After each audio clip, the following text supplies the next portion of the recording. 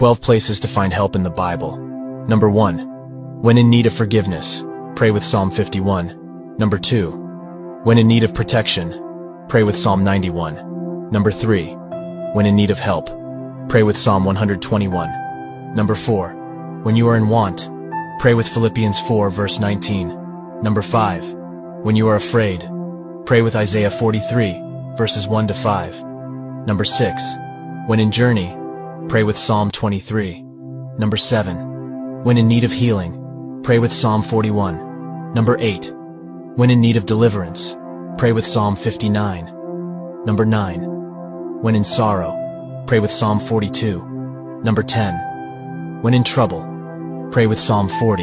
Number 11. When in worries, pray with Philippians 4 verses 6 to 7. Number 12. When in need of breakthrough, pray with Isaiah 43 verses 19 to 20.